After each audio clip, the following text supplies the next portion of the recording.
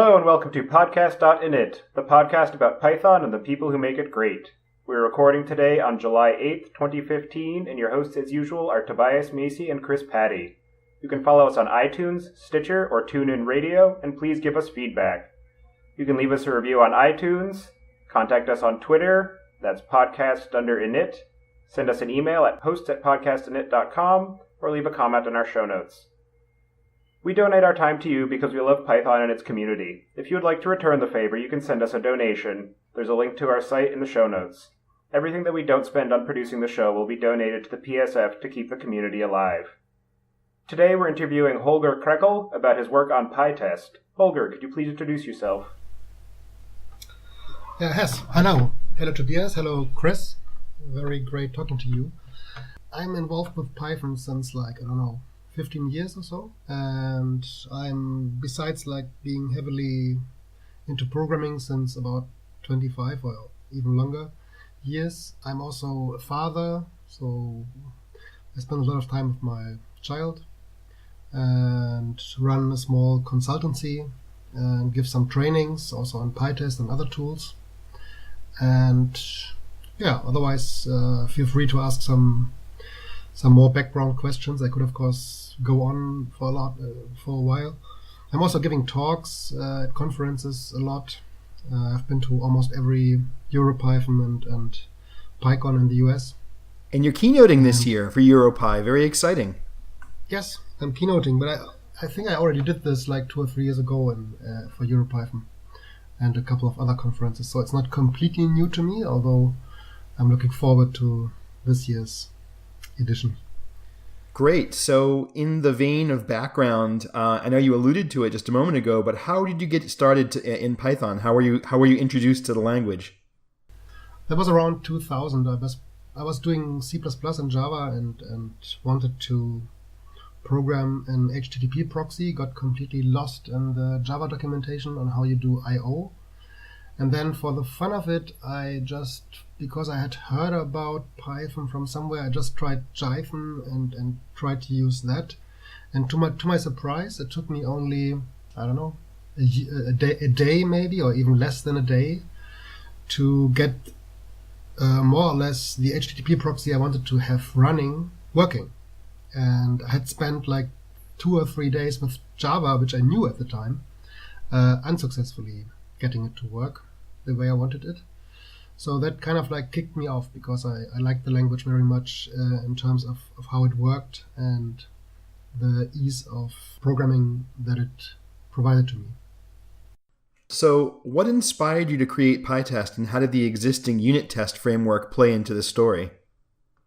I got introduced to testing and also agile programming around 2001, I think, when I joined the Zope community, which had already a tradition of sprinting and of writing tests first.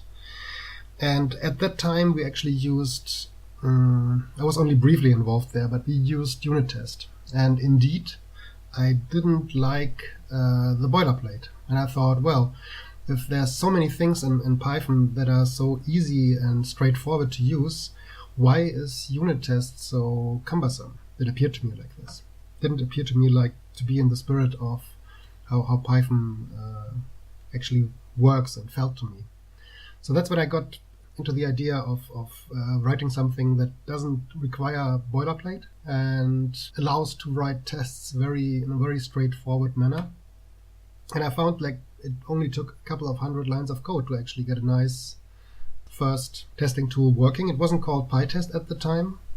It was called UTest or something. It got renamed twice, I think, since then. So that was around 2003, I guess.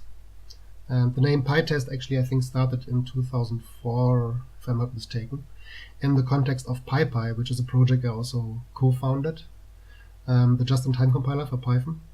And we used testing from the start, and we used PyTest from the start. And actually, many of the improvements that followed from in the upcoming years actually were inspired from the needs we had from PyPie, which nowadays has something like 20,000 tests.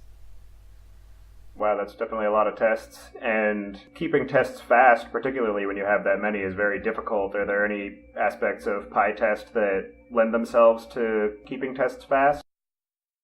I think in 2006, if I'm not mistaken, we introduced already, maybe even 2005 at the end, we introduced distributed testing. That means that you can distribute the running of tests to multiple processes, either on your own machine or to remote machines. So that's something how we sped up running of tests that each might only take like 0 dot something seconds. But if you have like hundreds or thousands of them, there's not really much that the test framework can do to speed up other than this kind of distribution. So, and that has been with PyTest, the so-called XDist, the distribution plugin, has been there since that time and got improved all the time.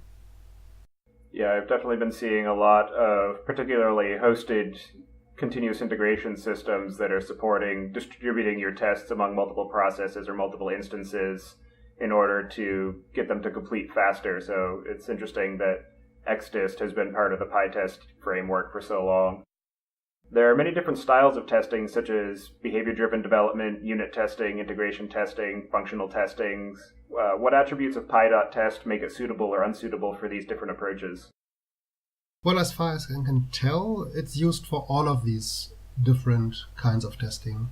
Myself, I use it for like very small unit tests, but also very large and slow functional testing. And certainly people are using it for behavior-driven testing as well, and all kinds of testing approaches actually. PyTest has a bit of a model that does not, maybe a bit unlike UnitTest, that does not mandate writing fast-running tests or small-scale unit tests. What are your views on black box testing, and how would someone use PyTest to implement this approach? I'm using it a lot. I mean, black box testing refers to the idea that you don't actually test particular fine-grained code path in your system, but you just invoke the whole system and you, for example, perform HTTP requests, and you don't care how the code satisfying your request is actually internally structured. So you make assertions on the whole behavior. And I'm doing this a lot actually because I think there's a lot of value in functional testing, because it allows you to express assertions about the behavior that you actually want to have towards the outside world.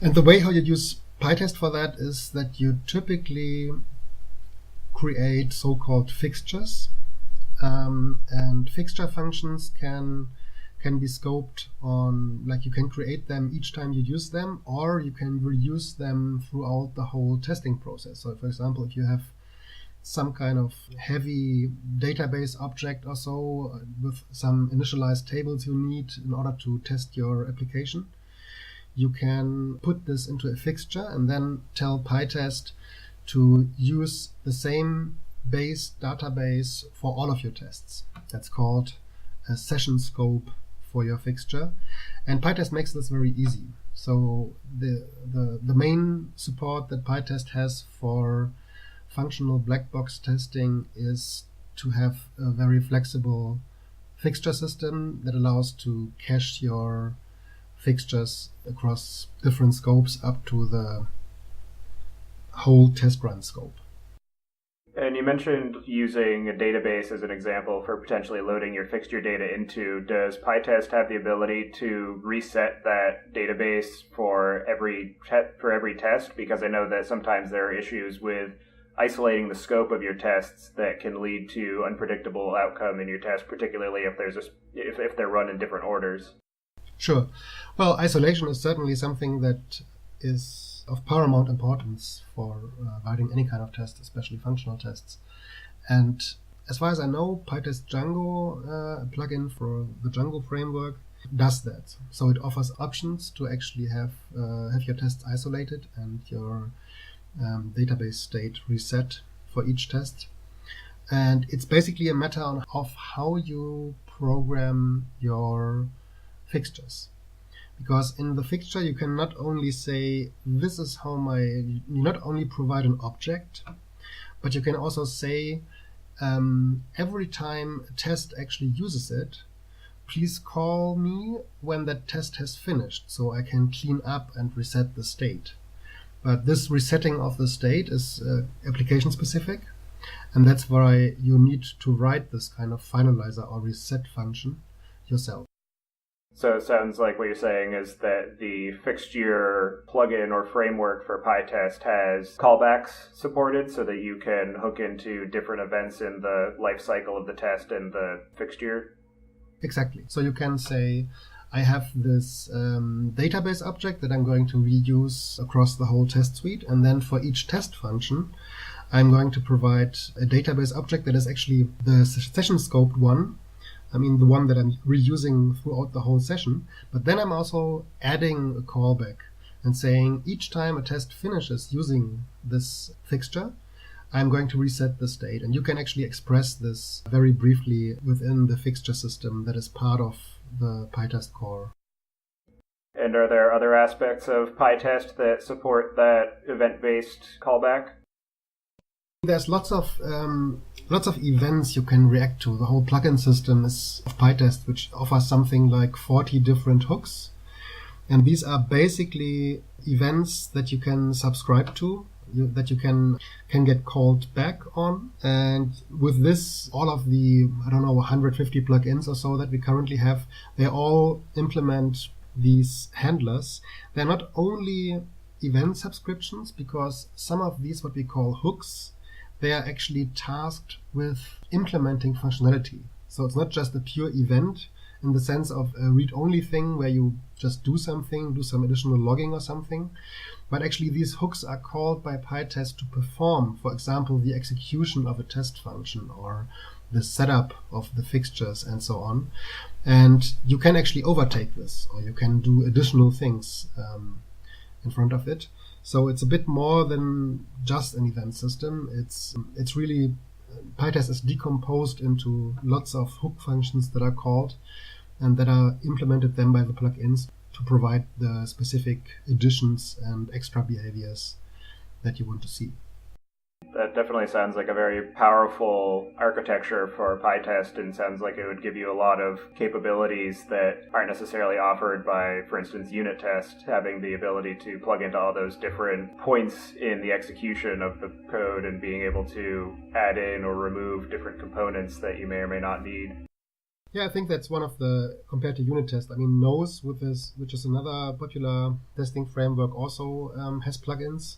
I'd say that we kind of managed to have a very good compatibility story in terms of plugins. So the way how the hook system is designed makes it somewhat easy to maintain compatibility over the years to all of the existing plugins. So there's a number of plugins that are 5 years old or 4 years old, and they still work.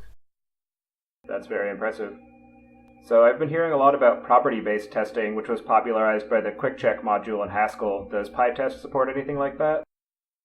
Yes, there's a number of people who use it. There's a so-called PyTest minus QuickCheck plugin, which mimics, I think, most of what you can do with the Haskell parallel. I'm not using it very much myself, but I've played with it.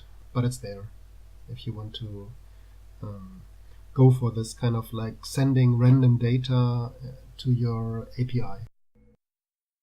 That's very interesting. I know that there's another library called Hypothesis that is supposed to mirror the functionality of QuickCheck within Python. What would be involved in getting that plugged into PyTest? I'm not quite sure. I think there is some integration. I can't remember the details currently on Hypothesis and PyTest. At least there was some communication between the author of that and some PyTest contributors. But you would have to check on that. I mean, generally, people using PyTest, they prefer to have one framework and then plug in lots of other things. And I think that would be the way to go, actually. If Hypothesis offers interesting functionality, then the way to integrate this would be to write a plugin. And in fact, someone already has. I checked really quick while you folks were talking, and in fact, there is a hypothesis Py.Test plugin, so that problem is already solved. Probably, yes. I mean, it's always, you have to know that some of the plugins are heavily maintained and they get released often. Some of the plugins in PyTest, and that's I think also true for Nose, they have been released, but they're not really maintained very well. So you always have to check a bit if there's actual activity and if it works nice enough for you. I think that's sort of par for the course with any sort of open source technology that you might want to adopt, right? You always have to kick the tires and build it, play with it, make sure it serves your needs. So do you think the characteristics and nature of the unit testing framework being used have any effect on the number and quality of tests developers write? Well, there have been many people, there are some quotes on the PyTest.org website. There have been many examples where people say that they find it a lot more fun to write tests with PyTest. Also because of the reporting and also because of the reduction in boilerplate compared to UnitTest. And I think that if that's true and that's what many people feel like, then I would guess that indeed it will help people to actually write more and better tests. So the quality of a testing tool certainly has influence on how much you like to write tests and how much you modify your tests and advance your tests. And that's one of the ideas of PyTest, especially the fixture system and some other aspects, really is that we want to encourage people to actually refactor their tests to make them easier to maintain and to extend. So it's a bit like with applications and libraries themselves. I mean, you also want to have applications and libraries be easy to refactor, and the tests shouldn't stand in the way, but also support restructuring your application. And that's something that that many people in the writing PyTests find easier to do with PyTest than to do with UnitTest. So is there ever a time when you advise against writing unit tests? Are there any situations where writing tests might just be a waste of time or might cause potential issues? Well, yes, I mean, I can tell when I don't write tests, which is usually when I'm encountering a problem and I'm not really sure how to solve it.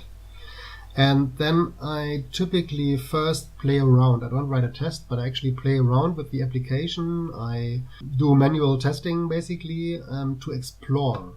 So basically, when I'm exploring something, exploring a solution, if something actually might work, I'm not necessarily writing a test first, but I'm rather trying to see what the solution actually looks like overall, especially if it involves changing like 5 different places in the application. And once I get this to work, then I go back and then I actually know how to fix it.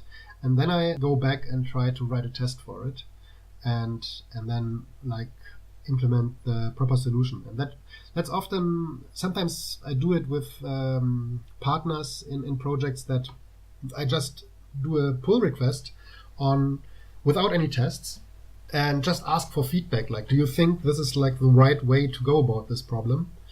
And when the answer, basically we discuss that a bit, and once we actually agree on let's do it this way, then we actually go for writing the tests and the actual implementation. So I would say for exploration of solutions, it's often, if you don't really know how to do something and want to understand the behavior of the system, then writing tests first can be very cumbersome and slow you down unnecessarily. What are some signs that you watch out for when writing tests that tell you that a particular feature needs to be refactored?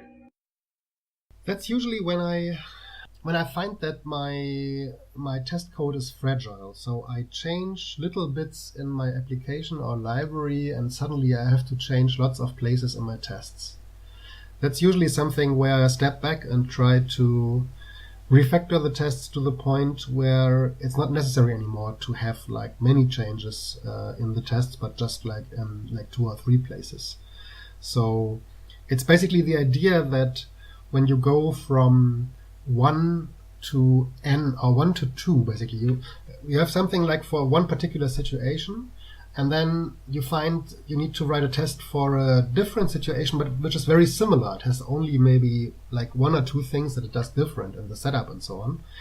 Then I try to refactor the tests so that I can factor out the common parts and have the tests focus only on the different parts. And that's basically something that arises out from experience.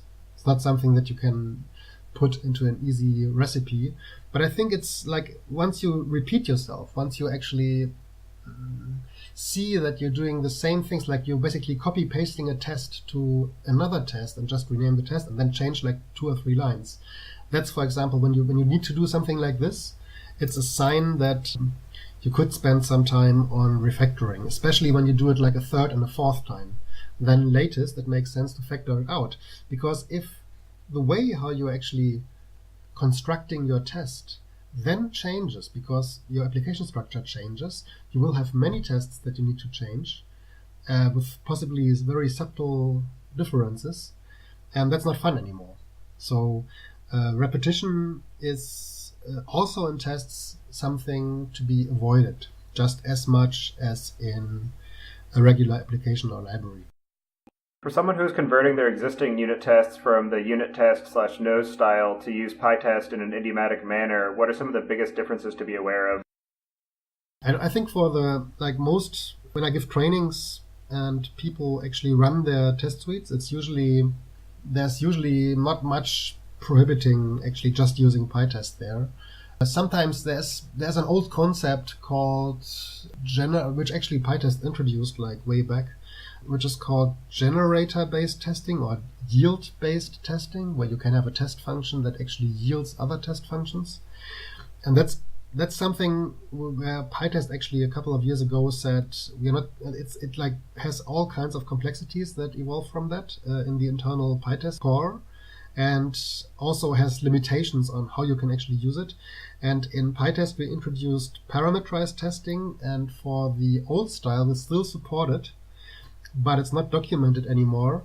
And I think that in Nose, for example, the yield-based testing, along with very particular fixture semantics or setup teardown semantics, that's still something that is used there. And I think that PyTest is not trying very much to mimic every detail there. But Nose 2, for example, what Jason Pellerin, the author of Nose, started, I think, 2 years ago, they also got rid of this yield-based testing because it is actually a somewhat difficult concept. So that's one area. If you have lots of these tests, then there's a bit of work involved if you actually want to stay with the current way how to do things. Although even then, mostly it just works. We're not going to drop this support very soon, although we might drop it, some point in in a couple of years or so. So when you do new test projects, then definitely don't use it. Well, other things I'm not actually aware. Usually when you use regular features of Nose or UnitTest and you find that PyTest cannot run it, we usually treat it as a bug in PyTest to fix. So if people report it and it's not like super arcane or something, then it usually gets fixed in PyTest, even to this day. So it's something I would say that PyTest still aims to be very compatible there. So has the strict backwards compatibility policy presented any interesting technical challenges thus far? Oh, certainly. Being backward compatible, including to the plugins, is quite some effort. And it requires careful thinking when you introduce new features on how you don't disrupt and introduce errors for existing test suites for previous PyTest versions. And I think the thing is that a testing tool is really such a core part of infrastructure, unlike like a particular application or even a library, that you don't really want the test tool to become incompatible. That can be avoided at all, because PyTest certainly has something like tens of thousands of test suites that exist that can use the current PyTest version. So even if you introduce an incompatibility for just like 1% of people, it's going to be a lot of projects actually that have problems. It is, of course, it's much more complicated for the PyTest contributors to keep this kind of compatibility, and have been lots of discussions to actually drop it here and there, but usually we manage to actually maintain it and fix any regressions. And I think again that the internal hook architecture and the fixture system, how it's done, actually make this easier. Although I wouldn't mind actually being able to drop some long deprecated features. But whenever you do that for a large-scale project, it's of course going to cause some pain. I mean, Python 3 being the case the case everybody knows about. But even with smaller changes, you're always going to lose some people. And we try to avoid that, even if it means that it's more effort for maintaining it. PyTest supports execution of tests written with other frameworks. How much ongoing maintenance does this feature require as changes are made to the other implementations? You mean the fact that you can run non-Python tests with PyTest? Well, that, and also if there are changes in how UnitTest or knows executes or adds or removes features, what additional work does it make for you and the other maintainers of PyTest? Usually not that much, because even knows and UnitTest have exactly the same compatibility pressure, basically. People don't enjoy knows changing its behavior, or UnitTest for that matter. And that's why the changes that we have to track from UnitTest and knows, they're usually not hard to keep up with. The web page says that PyTest is designed to work with domain-specific and non-Python tests, and in fact a coworker is using it to test a Node.js project. How did PyTest design enable this? The general thing in PyTest is that there's a collection tree model that represents your test suite, and that is not Python specific. So basically you have like a normal tree, like a typical programming tree used in programming data structures. It means that, for example, all the test functions and also the test classes that you have in Python, they are just mapped into this tree, and the running of tests is then is on this tree. It's not directly on the Python function. We call this test nodes and test collectors and test items, basically, in the internal model that is also used by the plugins. And people have been writing, for example, a PyTest C and C++ plugin, so where they run their C and C++ tests using PyTest. So the model is not tied. This kind of like internal model on how the tests are represented is kind of independent from Python, from testing Python functions. There are a few hooks that are specific to just Python tests and also the fixture system. But in general, you can express your tests, and some people do this in YAML, like all kinds of data formats. I even know one company who used it they actually use PyTest in conjunction with Excel. So they actually, you provide some kind of file that contains tables in Microsoft Excel, and then it goes there and gets the data from there and like uses the PyTest reporting and things to actually run the tests. So that's something that is that dropped out of the model, that we don't internally in the data structure that we have in PyTest, we don't talk too much about Python functions, but we actually talk about test items. And a test item has a run test method. So if you are a plugin, you just provide a different kind of item that provides a certain run test method, and then you're good to go and integrate non-Python test items into your test run. Having the data structure being the unifying layer between different plugins or different interfaces with other languages seems to be a pretty popular paradigm that I've seen used in SaltStack and also most recently in NeoVim, that allows people to use whatever language they feel comfortable with to write plugins and interface with a given tool without necessarily having to work within the same language. So that's definitely very interesting that PyTest adopted that approach as well, and seeing the capabilities that has enabled other people to take advantage of. Yes, I think so as well. It's of course, you still need to, when you write plugins, like unlike SaltStack or other things, the plugins are actually written in Python. So even that person who implemented the C++ testing plugin, this person had to write plugin in Python. He couldn't just use C++. So it's kind of, in that sense, it's limited. It is still a Python framework, and all the plugins are implemented in Python. And in that sense, it's a bit different from maybe more general tools like Salt. What are some of the most interesting applications of PyTest that you have seen? Well, I think this C++ got me by surprise, actually. I'm not sure if I can quickly find the link now, but you should be able to if you look for Python C++ test runner or so. That was surprising. Another thing that was surprising at the time was being able to run JavaScript tests. There's a plugin called OEJSKit, which is kind of an old plugin. I'm not sure if it's maintained very much anymore, but that I found surprising in that you can just write JavaScript files and tests and then have them talk to your Whiskey application, and these tests actually run in the browser, but everything is reported back to the command line to PyTest. So that I found quite an interesting approach at the time. Otherwise, generally, I'm impressed by what kind of plugin ideas people come up with. I think the main advantage of a flexible plugin system is that people come up with usages that you haven't thought about before.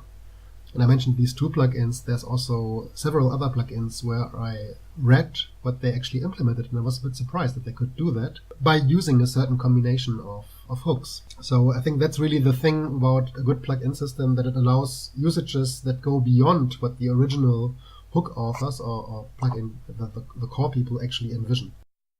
Can you give us some examples of some plugins that are particularly cool or made novel use of those hooks?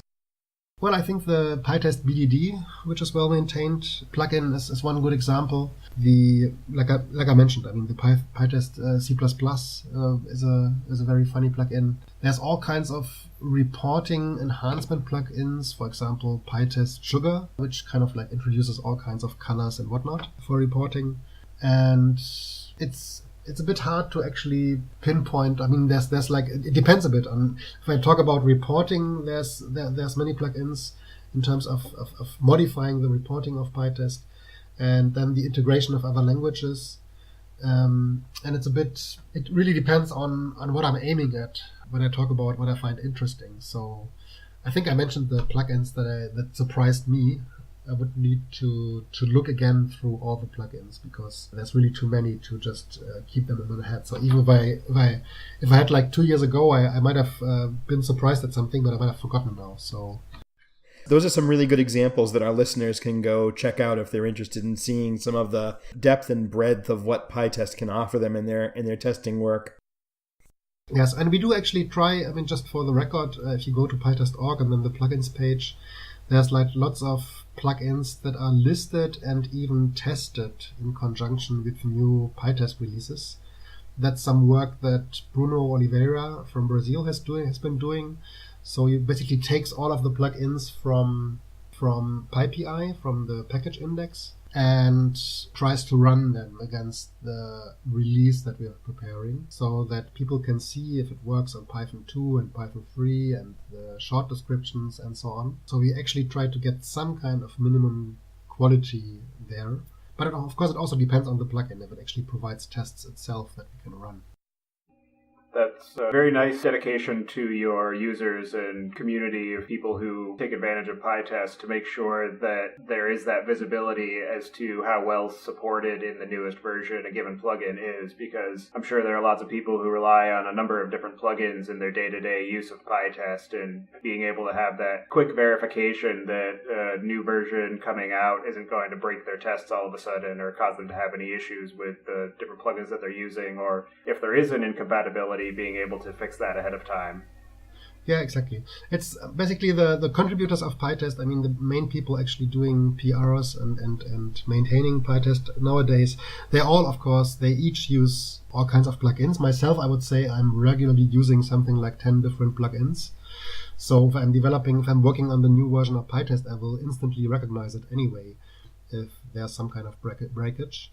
And I think it's very similar for the other contributors. So I guess we have probably a closure of maybe 30 plugins that are used by the actual people preparing a release, so that they are kind of guaranteed to work.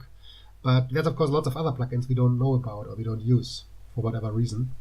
Yeah, we try to actually get some kind of quality testing in there. Although I think that it's really, that requires to make this like really good, requires I think 1 or 2 weeks of dedicated work to just focus on this particular area of testing and reporting and maybe filing bugs. So it's always has to be balanced with the actual time that people can make for doing PyTest improvements. I also think there's a benefit there in terms of the psychology of adoption, right? It benefits your project as well, because if I'm someone who uses a particular plugin and I notice that in your new release that plugin is broken and it clearly says that on the dashboard, then I might very well say, well, gee, I could probably dive in and fix that. I think that surprises hurt adoption. It's really tough when you download the new release and you use your plugin that you use every day and it blows up in your face. Whereas if you see a thing on a dashboard that says, hey, this isn't working, it's like your whole outlook towards that situation changes, I think. Exactly, yes. And it's like there's a saying that for every 10 or even 100 people who experience a problem in using your tool or actually with the plugin, there's only going to be one person who actually reports it.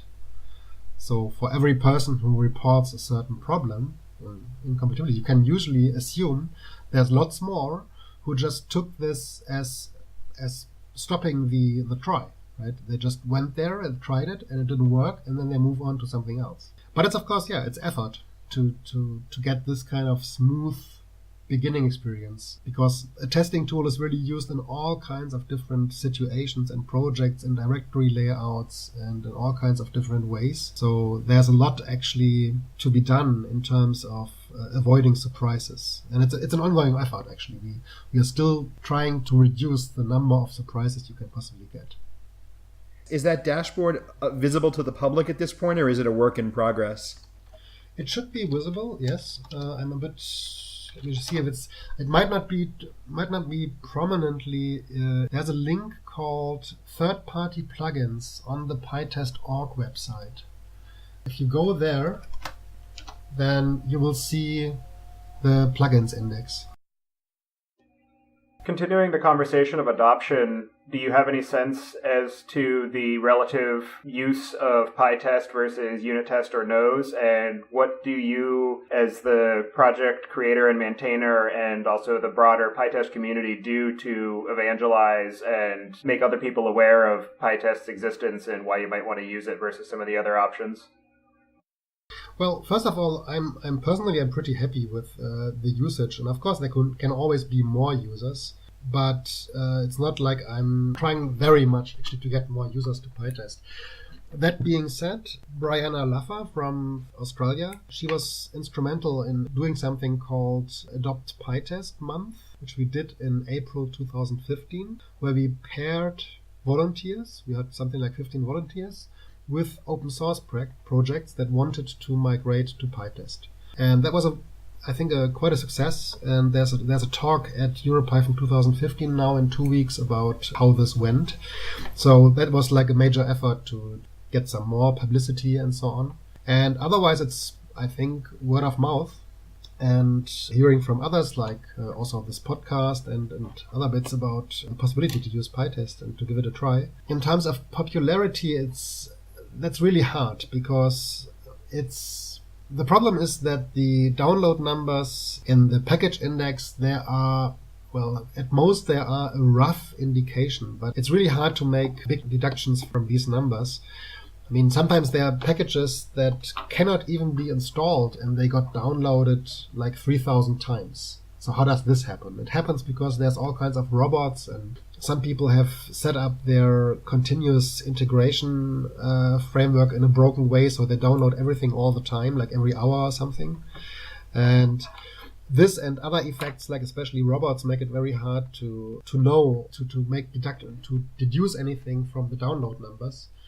I mean, PyTest is available in all Linux distributions, and there's certainly many companies using it, but really exactly quantifying kind of like the market share is something I would like to do, but I don't really know how to do, actually. You can only use some indications. And so that remains, maybe there could be some kind of poll or so that the Python Software Foundation could do in terms of usage of testing tools. I don't know. But to my knowledge, it's not really easily quantifiable. You can certainly say that UnitTest and Nose and PyTest all are very popular, but I don't really know how much more people use UnitTest than PyTest, or how much more or less Nose is used. It's really hard to know.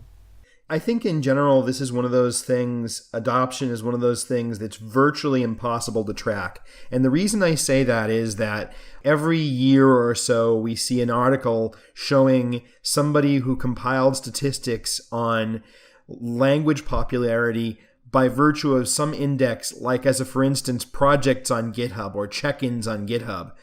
And then it's like, okay, except that not everybody uses GitHub. As a matter of fact, I can't think of his name. One of the Microsoft evangelists basically coined the term cold dark matter programmers. And it's because there's this huge universe of people out there who are using technology and tools that just don't participate. They make no noise. It's like you said about the people who, for every X people who use your tool, only one reports it. It's exactly the same kind of thing. You absolutely have no way of knowing. There are people in government. There are people in circumstances where it's a completely closed environment, and you're never going to know. So I think it's almost impossible to answer that question. At least precisely. I mean, you can get some ballpark ideas or so.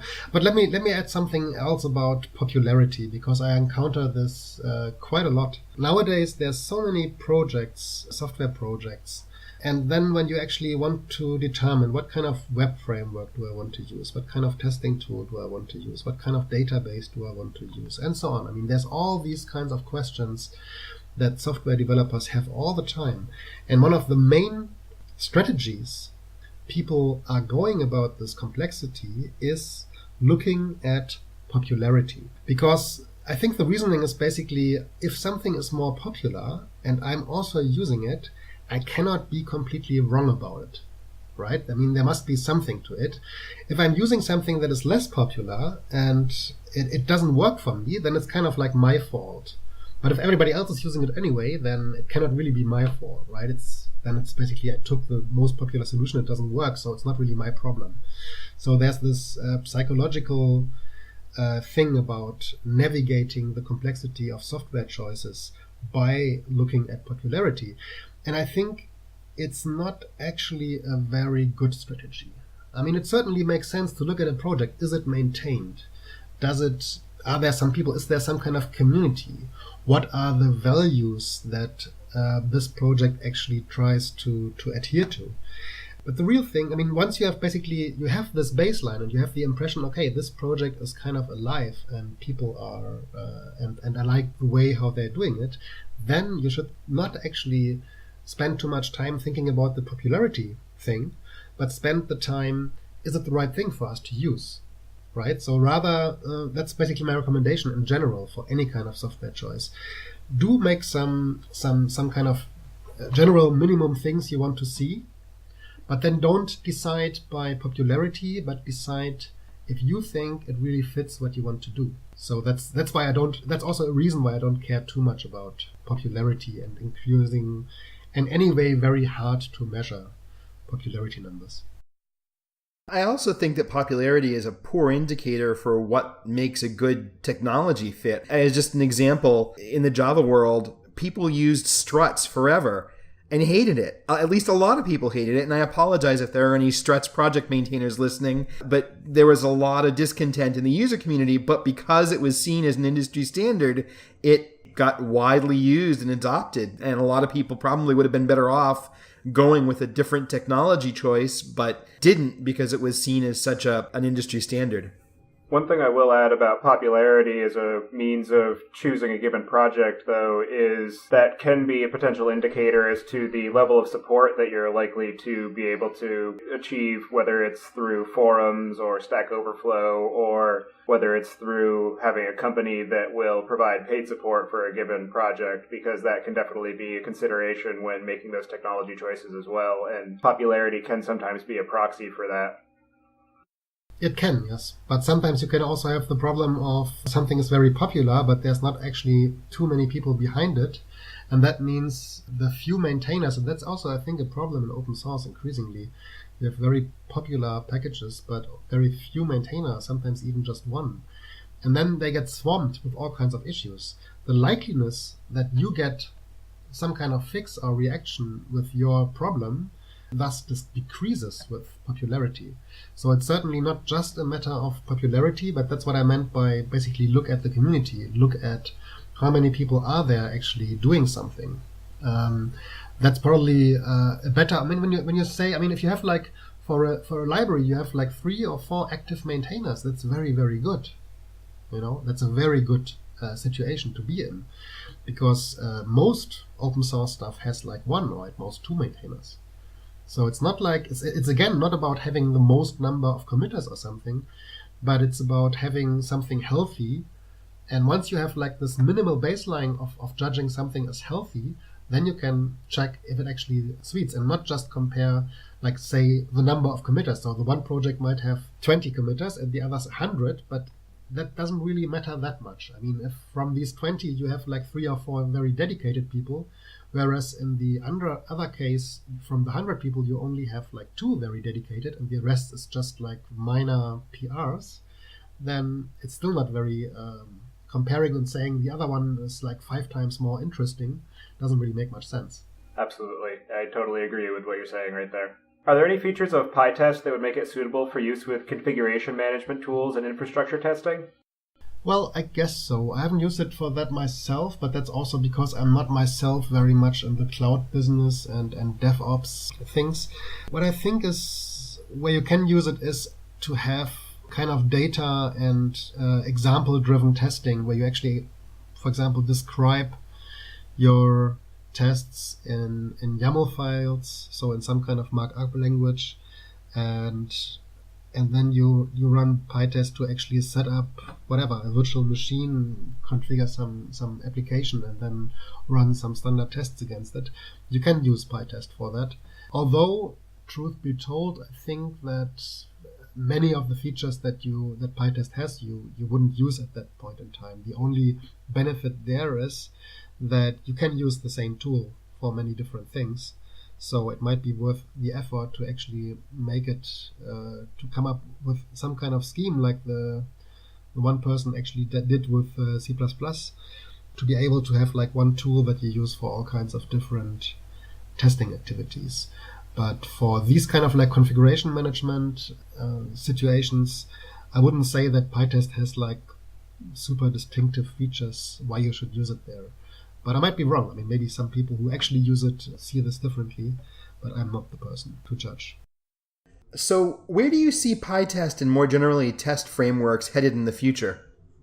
I think testing tools in general, they have evolved quite a bit. PyTest certainly has, and the way how we are evolving things is in making it easier and things more consistent and allowing certain usage patterns that haven't been possible before. But I don't expect any big changes. I think from at this point, it's really lots of incremental things, and I expect like new plugins to actually add functionality, but not from the core. The one thing where I think testing tools in general need to evolve, and you might know that I'm also the author of TOX, which is a testing tool that is independent of PyTest. You can run Nose and PyTest in all kinds of test runners, and it manages the creation of virtual environments and installing dependencies, and then running things against different interpreters. And I think this kind of direction is where more things are bound to happen. One thing that I find interesting is that in no language that I know of, certainly not in Python, is it possible to express a testing need in the following terms. When I actually want to release a new version of my library, I want to have all of the packages that actually depend on my library to rerun their test using my release candidate, right? I mean, for example, if you have like a certain parser for some kind of file format and other people are using, like 1,000 projects are using your parser, then how do you actually say, oh, I have this new release candidate, how can I now verify that it doesn't break? Lots of tools that actually successfully worked with the older version. And these kinds of questions, like the whole bigger picture of integration and release testing and testing basically in a more complex world of dependencies, this is something where I expect improvements. And I think Travis and some other testing facilities, they don't really go there. They don't really know about basically the Python dependencies between packages and stuff like this. And that's something that I'm personally interested in working on. Also because I maintain a number of tools, and it becomes harder to actually... It's kind of like a lot of effort. We talked about this in terms of the plugins for PyTest itself, to have some kind of quality guarantee that when I release something, I'm not involuntarily, accidentally breaking lots of stuff. So it's more these higher level questions of integration and testing of different packages against each other that where I expect like more innovation possibilities and more new things to happen. Not so much in the running of tests itself. That being said, in PyTest, there's certainly room for optimizing, for example, distributing tests and making it quicker to actually to get very useful feedback when you are refactoring things. And there's some improvements there, but I would say, like, compared to the other area I just mentioned, it's more of an incremental improvements that we're going for there. There's no paradigm shift or anything like big new thing. Whereas in the other area, I think there's room like for better and more tooling that would dramatically improve the usefulness of tests in terms of a whole software ecosystem.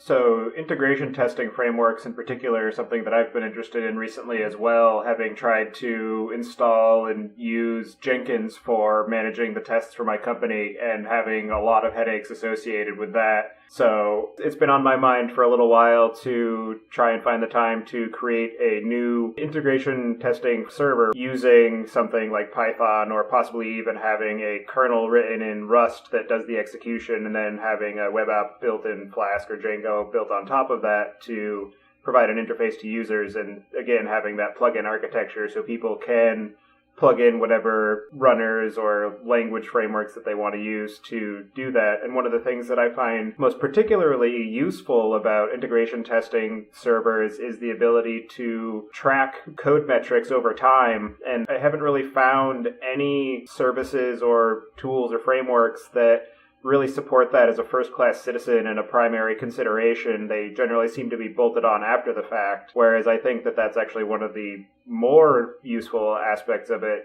even beyond just being able to verify that the test is complete and that you can use a given tool alongside another given tool, because if you really want to, you can just do that on your own machine. But having a server with continuity and persistence is where the data story really becomes powerful, and particularly with the recent resurgence and growth of data science and data analytics as a discipline, having access to that data can really give you a lot of insights that are just locked up and you may have some potential intuition about, but you don't have any hard answers when trying to make decisions about what is the best way to improve your code quality or changes that you might need to make in your overall software architecture to improve maintainability. So that's definitely a project that I would love to get started and potentially collaborate on. Yes, it's a somewhat complex project. I'm actually doing something in this area in the last 2-3 years, on and off. There's the DevPy is a packaging server that actually also stores test results. So when you run Py.Test, that's a subcommand, then it actually takes a package, it runs the test, it stores all kinds of meta information, and then stores back the test results. So what you get basically is, if you look at the I can show you. You get a page like this. I'm pasting this, where you can see, oh, here's my package, and I got all kinds of tests passing on Windows for Python 2.6, Python 3.4, for Linux, and so on. And basically, we want to, from that side, we want to enrich this data model that is behind that, so that we also have the whole dependency information and can actually trigger tests. I think it's a somewhat complex project. Also, especially in Python, there's the problem that it's not very trivial to actually know all of the dependencies. You usually only get that at install time. Like, you can only see when you actually try to install a project, there's no declarative metadata describing what kind of dependencies you have, and that makes it harder to actually have this dependency tree and to know which package version depends on which other package version and so on. And that's part of the problem. There's some improvements going on in terms of Python packaging that allow this, but these days it's still the case that most packages actually use setup.py for describing your package, and that is code. That is not a declaration of your dependencies, and that makes it a lot harder for tools to process it, because you need to actually run code and then figure out what happened. And that's something that makes it harder to actually to go for the goal you also mentioned, and I want to go for as well. I think in other languages, like in JavaScript, it's a bit easier because they have had from the start, they had declarative data formats that describe dependencies. So it's very easy to just pass all of these data formats, and you have a more or less complete picture of how everything relates to each other. That being said, Python is more complex in JavaScript in terms of the platforms and the configurations in which you deploy it on. In JavaScript, you basically have Node.js on Unix machines, and you have the browser, and that's about it.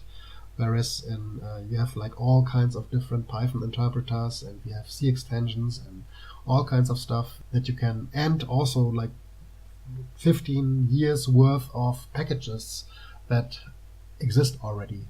So it's a bit of a different situation to work from. But this podcast is not about packaging, so I'm going to stop here. It's a whole different thing, of course, to talk about issues of packaging. But I think there's a relation between testing and packaging, because if you can't automatically test your packages and the relation to other packages, everything suffers. Like you cannot really test what you want to test, and the quality of the packages in terms of do they actually pass the tests suffers. I think it is related and important, and I will also say 2 points. I think a number of people are coming to the same conclusions that both of you guys are with regards to the fact that the current generation of test running in management tools a la Jenkins, et cetera, it's like they're not up to the task of today's test management environment. That's one thing, and a lot of people are working on it. It'll be interesting to see what comes out of that and what might garner a lot of adoption and market share. The other thing is, I think a lot of people are aware that Python's packaging story is kind of rough. For instance, languages like Go are gaining an awful lot of adoption simply by virtue of the fact that when you have your Go program, you can compile it into a binary that's completely standalone. You literally drop the binary on your system and away you go. There's no virtual envs, there's no packages that you need to install that it requires. You can just compile the thing into one binary blob, dump it where you need to go, and have it run. And I think there's a lot of value to that. Right. 2 things to that. Packaging has improved a lot, and I think it's still improving. So the experience you get today is, I think, much better than what you got 4 or 5 years ago. And second, when it comes to standalone binaries, you can use CX-Freeze or Py2Exe. I think CX-Freeze is also compatible to Python 3. And you can get the similar experience. It's just not advertised as a primary way, like from python.org, to do things. But you can get the same thing. People actually are using it. Dropbox, for example, in the first couple of years, Dropbox was written in Python, and they distributed a binary. You didn't have to install any kind of virtual env for something. So, of course, you can do it, but it's not like a first-class thing as it is in Go. But still, it's very possible, and I've done it myself. So I think in terms of packaging, Python is it's actually, compared to other languages from what I get, it's actually not that bad anymore. Also, when it comes to Go and even Node or so, I've heard friends of mine who are very deep in these languages, they have a lot of complaints about the packaging situation. So I think the problem with packaging is that packages are not created by the same persons all the time, but they're created by hundreds and thousands and tens of thousands of people across the world in all kinds of different situations. And there are so many things that people do that it's very hard to enforce any kind of strict normalized way to do something. But again, I think we are basically going a bit too much into packaging. I think we can probably agree that testing and that was the original question that you asked me. So what's the next thing with testing tools? And I think we can say that I can say that it's this kind of like these integrational aspects and better integration into higher level testing approaches is something that is needed. That's very interesting. So is there anything that we didn't ask you that we should have, or anything that you would like to add or say to our listeners before we move to the picks?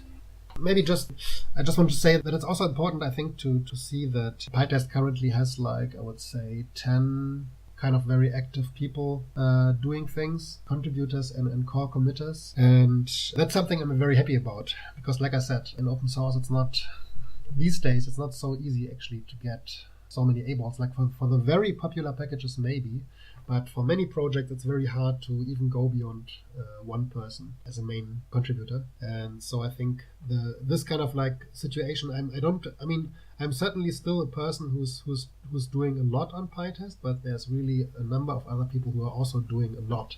And that is something I appreciate very much. And I think it's also important when you discuss a certain project to talk about this. So that's maybe the one thing that was a bit missing from the questions so far about basically about the other people and what's the situation in terms of maintenance and people being involved. With that, we will move on to the picks. My first pick along the lines of packaging is a project called Pundler, which is a play on bundler from Ruby. And it's a library that will allow you to define a gem file style file in your project so that you can then install all of your dependencies that way and freeze them and provide different versions without necessarily having to take advantage of virtual env. So it's just a potential alternative to the requirements.txt style format. So definitely worth taking a look at. My next pick is Python Future, which is a library that will make it easier to convert a Python 2 codebase to Python 3 using the 2 to 3 library, as well as adding some other niceties on top of that. I recently converted a library that I take advantage of for my work to Python 3. It was almost there, but there were still some things that needed to be modernized, and that helped me a lot in doing a lot of the manual drudgery of just converting imports and print statements, etc.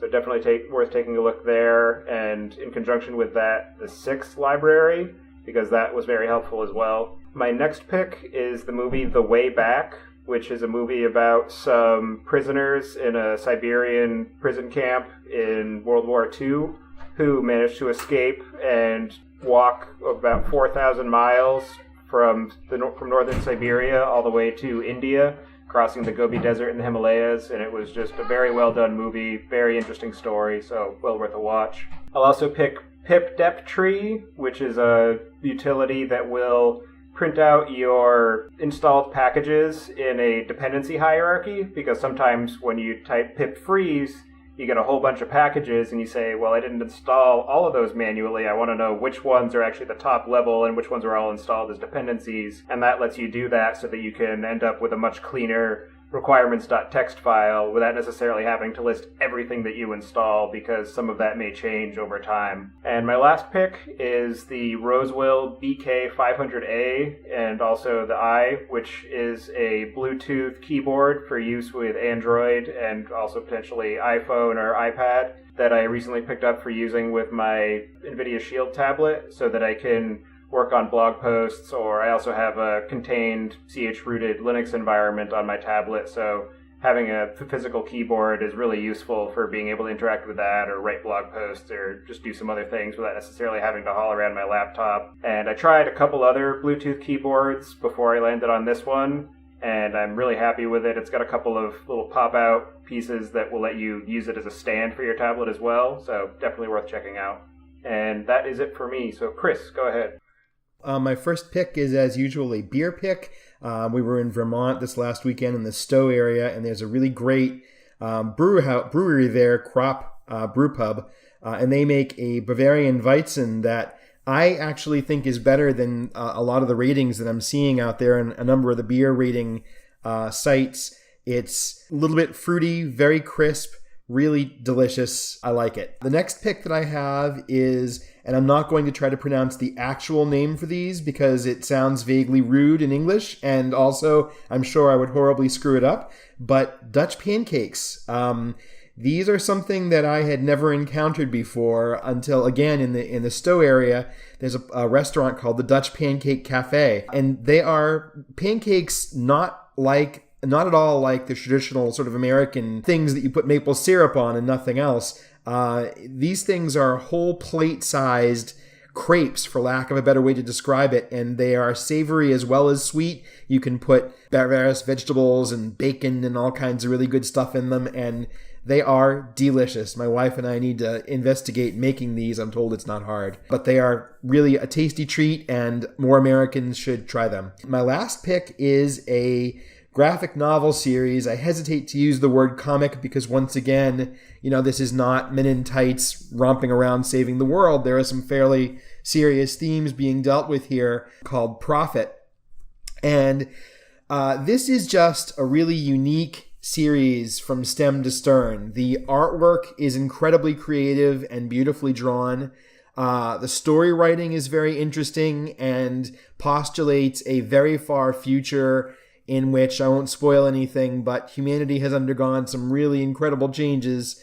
Unlike a lot of science fiction that I've found, where aliens are really quite a lot like us with only very minor modifications, the world that Prophet inhabits is very, very, very different. The writing is very good. It's a really great story arc. There's a lot of it. I've only been through the first 2 volumes, and I definitely look forward to reading more. If you like science fiction, you should definitely be reading it, whether you think of yourself as someone who reads comics or not. It's top notch. That's it for me. Holger, what do you have for us? Well, I wasn't actually aware. I didn't actually think about any kind of picks, because the picks are basically recommendations, like general recommendations on something. Yeah, it can be anything that you like and you think listeners might enjoy. It can be food, beer, a book you've read, a movie you've watched, a technology that you've used. I see. I can say that there's a book called The Utopia of Rules from David Graeber, which is also about technology and bureaucracy topics. And I enjoyed this very much. David Graeber is an anthropologist who discusses more or less like a couple of thousand years of human history and comes up with a criticism of our current times, which I find very interesting, and especially also in terms of what we are doing with respect to bureaucracies and technology. So that's something I can recommend. The other thing which I think is very interesting, and that's something I'm also going to talk about in my keynote at EuroPython, which is the Interplanetary File System, IPFS.io. It's kind of like rethinking a bit how we are doing networking, because we are still kind of using the old telephone model, TCP/IP, that was developed 45 years ago in the beginning of the 70s. And I think there's some very good ideas in IPFS, but you can also probably watch my keynote about this. So I'll just leave it at that, because like I said, I wasn't really prepared. Those are 2 great picks, Holger. No worries there. It's interesting that you bring up IPFS. I had not actually heard about that, but I definitely agree. We are definitely suffering with some really, really early decisions in networking that just don't make any sense anymore. Like, for instance, even IPv4 versus IPv6, right? I'm seeing people scramble, and I'm seeing various projects to deal with the fact that even, large organizations now are running out of IPv4 addresses. And it's just so silly because v6 solves all these problems, but because of, devices with their IP stacks in firmware, people are just not adopting it. Yes. Well, I think a very good, one of the persons who has explored this since a couple of years and who has been very deep in TCP/IP for like 2 decades or 3 decades is Mr. Van Jacobson. If you look for Van Jacobson, I have to look for the right slides, and the keyword name data networking, you will find some very interesting information in terms of how did TCP/IP actually come to exist, what was it modeled on, and why doesn't it fit anymore. And HTTP being based on TCP/IP kind of like suffers from similar problems. But it's a wide-ranging discussions, and that's something I also want to get involved in, where I think that it would be interesting for Python people also to be more involved in. Well, we'd like to thank you very much, Holger, for taking the time to speak with us today. It has been a very interesting and informative discussion, and I'm sure our listeners will really appreciate listening to it. So for anybody who would like to follow you and what you've been up to and some of the projects you work on, what would be the best way for them to do that? I guess my Twitter and blog, like Twitter is this, HPK42, and my blog is my full name like this, http holgerkrekel.net. Well, again, thank you very much. Thank you, Tobias and Chris.